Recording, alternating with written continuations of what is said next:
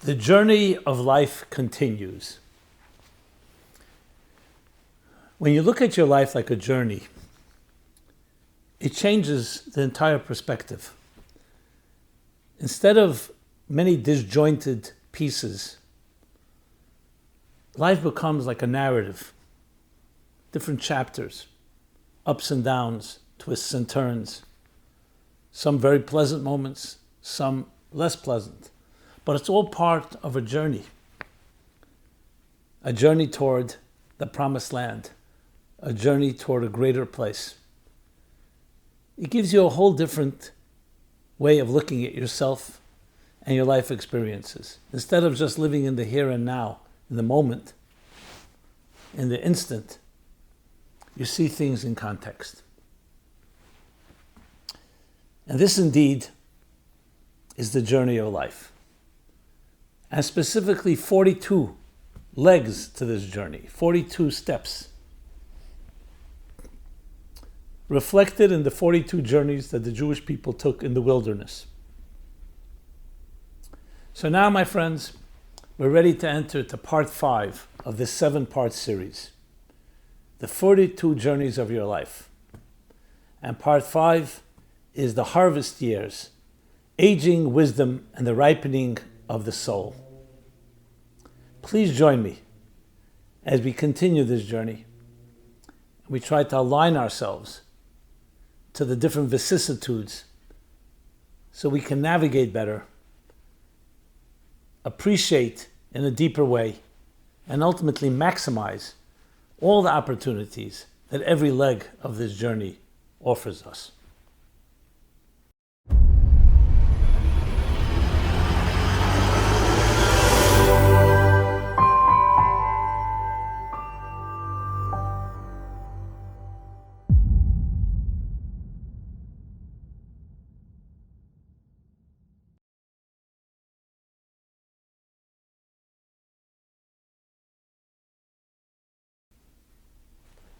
Welcome to part 5 of the 7-part series, the 42 journeys of your life.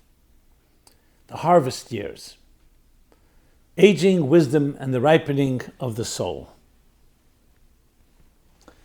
This program is dedicated in honor of Andrea Silvi, with gratitude and warm wishes on her birthday. So, in the first 4 parts of this series, we covered the first 27 journeys of the 42 journeys that each one of us will travel through in our lives. And in general, it's in the order, the chronological order, from birth through our younger years, our formative years, our adolescence, teenage years, early adulthood, the very positive and beautiful parts of these journeys, as well as the setbacks and the challenges as we do deal with a wilderness, the wilderness of life, but with the goal of taming it, of harnessing it, of allowing every step to propel us to greater heights.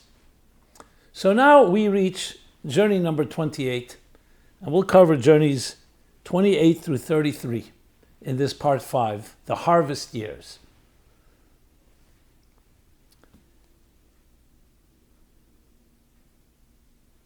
So we've covered, especially when we face the real challenging times in life, how those challenges can be transformed into opportunities. But as we continue that journey, it opens up new situations, you can say. New issues, new challenges, but also tremendously new opportunities. So our last journey 27, was we arrived at, they left Hashmona, and they arrived at Moiseres. And there we talked about, just to refresh the journey 27, that Moiseres comes from the word chastisement, like Musar. This is the stage in life where with wise experience that we've gained over the years, we have the ability to counsel others and offer constructive criticism and rebuke. But now we move from there and we begin journey 28. The journey from Meseres, and they camped in Bnei Yaakon. Yaakon. What does that represent? Bnei Yaakon literally means the sons of Yaakon. Bnei is children of, the sons of Yaakon. Yaakon was a grandson of Seir. Seir was another name as Edom, Esav, the twin brother of Jacob. What is the meaning of the word Seir? Wells of distress. That's one of the meanings. A place that is narrow, confined, and tight. This journey, which is also connected to the passing of Aaron, if you may recall, the previous journey was most likely the place where they grieved for Aaron, refers to the distress and limits that come with older age, health issues, infirmity, and the general physical decline associated with aging. Both the agony for the aged one as well as for his or her family and friends as they see him or her waning. So we all know health issues can be quite overwhelming in many different ways. Yet this stage too can be transformed into a very fruitful one by learning to appreciate and connect with a deeper aspect of the aged one, the wisdom and experience that comes with the years as the next journeys celebrate. And that's what means Bnei Yaakon, the sons of Yaakon, the offspring, the fruit that comes even from aging issues. It has many, many fruits. We often think in very linear black and white terms, something is good or something is bad. It's not the case. Yes, there are challenges with age, including health challenges as we just discussed, but there are also tremendous opportunities. And that's what this journey represents. And from there we move to journey number 29. They left Bnei Yaakon and camped in Chor HaGidgad. What is Chor HaGidgad? Literally means the hole or the clefts of Gidgad. Gidgad refers to the head with its various cavities. That's how the Arizal explains it. So these are the hole or the clefts that are within the brain, so to speak, within the mind. In psychological terms, this journey denotes sagacity and wisdom that comes with ripe age. Many years bring wisdom. So when we talk about the holes or the clefts with Gidgad, we're talking about like the mountain of wisdom that you've gained after many years of experience. And yes, there are clefts, there are membranes, there are cavities. As a matter of fact, in some books it talks about how when a person exerts their mind, it actually creates, in Yiddish you say a knetch, a type of fold within the brain that like works out. Think of it like a muscle that's being exerted, that's being cultivated, that's being conditioned.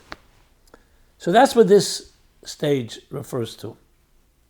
So we see, so with age comes also this wisdom, the wisdom of experience. And from there we move to journey number 30. They left Chor HaGidgad and camped in Yotvasa. What's Yotvasa? From the word toiv, good. Means a good, calm place. Others say a good, rich place. An area of flowing brooks. Water. This refers to the deep calm that comes with seasoned wisdom. So we see these stages are all talking about the seasoning, the experience that comes with age. As the Talmud writes, the minds of elderly scholars become more settled with age. So it's settled, it's calm, certain peace of mind, you don't get so excited.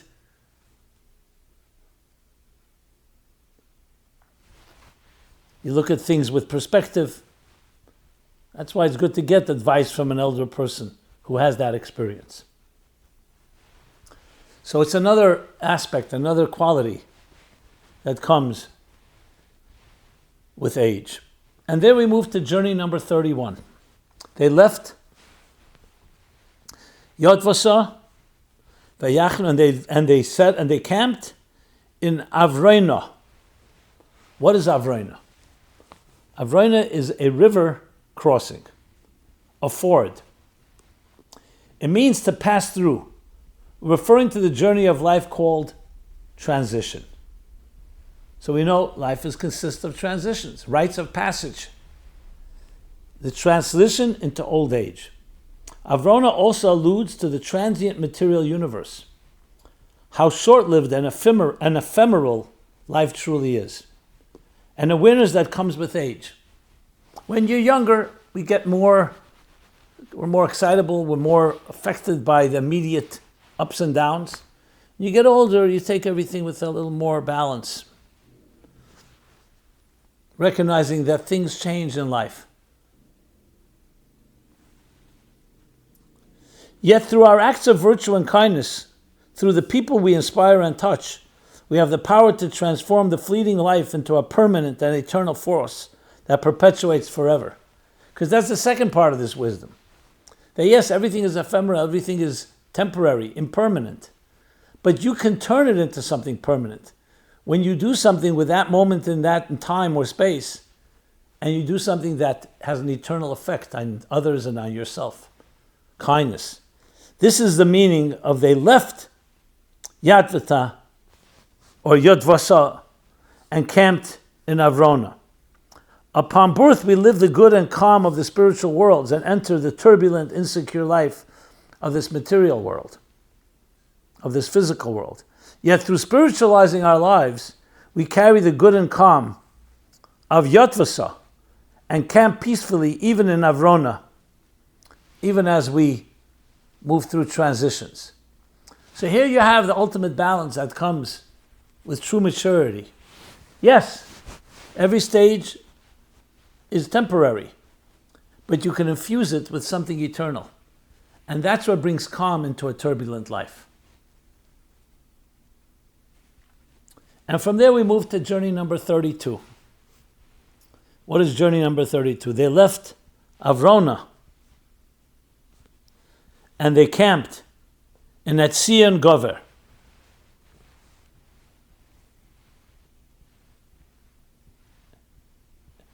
I should pronounce it differently. Etzion Gover.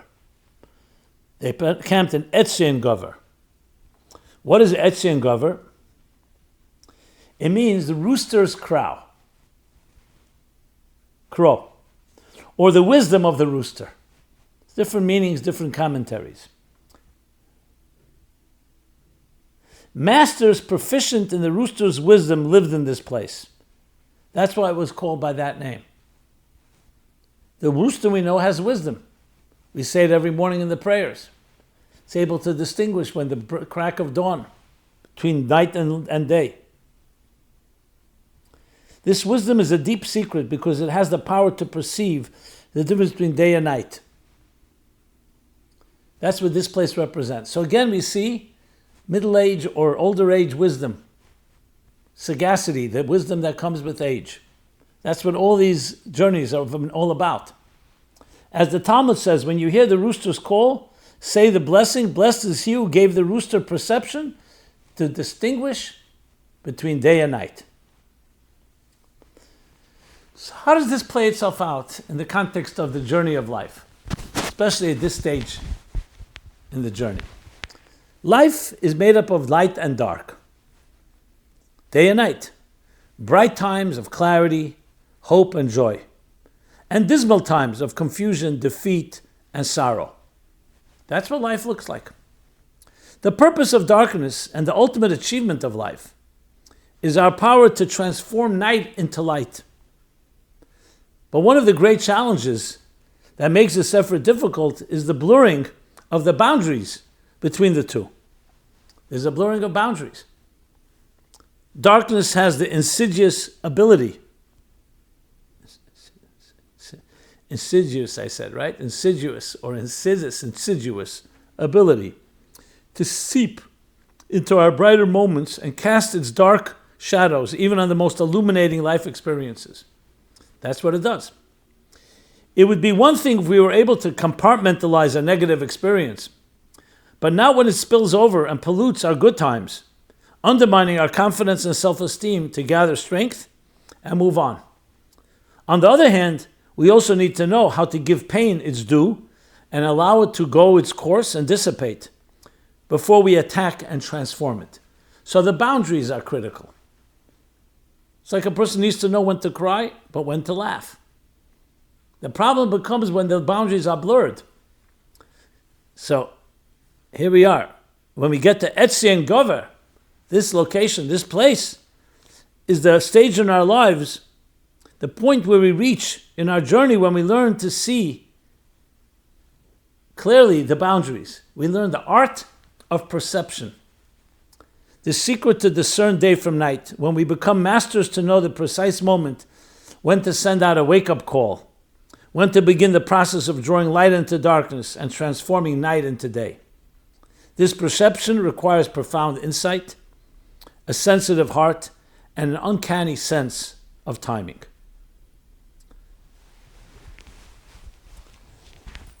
And again, you see, the stages are all about not focusing on the negative of aging, the negative aspects, but the wisdom we gain, the discernment, the perception, and of course the counsel that we give and helping others. It's a whole new take on how to look at what people consider the age of retirement. This is not about retirement. This is about transitioning into using your skills in ways that you are now capable of using. You could not do this when you're much younger. This is the right age. And from there we move to journey number 33. They left Etzion Gover and camped in Kadesh. Or Kodesh, I should say Kodesh, which is in the Sin desert. So the verse refers to it.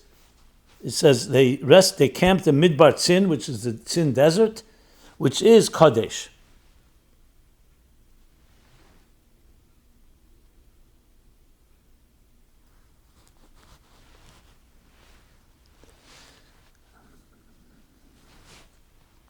Sin and Kodesh are called these names because the people here were commanded. Sin from the word tzav. Tzav means to be commanded. And here they were sanctified. Kadesh. Kadesh is a form of sanctification. Kadesh is an eventful location. In this place, Miriam passed away. And the incident of the waters of strife is where this happened in this location. After the water from Miriam's well ceased flowing, it was due to her honor that it flowed, and when her death, when she passed away, that well ceased flowing, and the Jews complained that they had no water, so Moses faithfully struck the rock instead of speaking to it. That's what happened in this location, which brought upon the sad decree that Moses and Aaron would not enter the promised land. This is another reason that this location was called Kodesh, because God was sanctified in this place. That's how the Medrash explains it. What this means in our life journey, how do we translate this? Is a challenge to our commitment. There will be consequential times due to excessive circumstances, a death, a major change, a transition in life, when everything we believe in will be on the line. We then have the choice. Will we sanctify God's name or not? So we understand that a person, as they enter older age, is going to have times like that. There are times of resignation where you feel you're not being appreciated, you feel like you're not significant, you feel weak. You don't have the illusion of immortality that young people have. So that has to be seen as a challenge and an opportunity.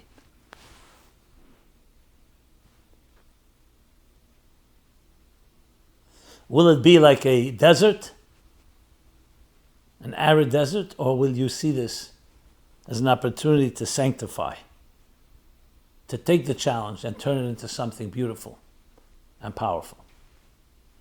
And with that, we covered this next part of the journeys 28 to 33. And we have two more parts, part 6 and part 7, where we'll cover the rest of the journeys all the way to journey 42. And in sum, let me say this. Again, we're looking at life as a journey, as a tremendous way of putting things into perspective and context. It was Kierkegaard that said that we cannot understand our lives frontwards. We can only understand it backward, but we have to live it frontwards. Meaning, we don't see the future, but when we look back, we can understand the journey. Then you begin to put things into place and see how each thing led to another place. So as we look at all the journeys that we've covered so far, we have exactly that. We see a life developing with its challenges, but all leading somewhere. In this case, leading to the promised land, to your promised land, to you fulfilling your promise and the promise to you of your mission, your calling in this world. So please join me next week in part number 6 of this 7-part series, The 42 Journeys of Life. Thank you. This has been Simon Jacobson, Meaningful Life Center. MeaningfulLife.com is our website. Please share this with others. Please subscribe to our offerings, to our YouTube channel. And as always, I welcome your thoughts, your comments, your suggestions. Be well and be blessed, and travel well. This program is brought to you by the Meaningful Life Center. Please help us continue our programs. Make even a small contribution at meaningfullife.com/donate.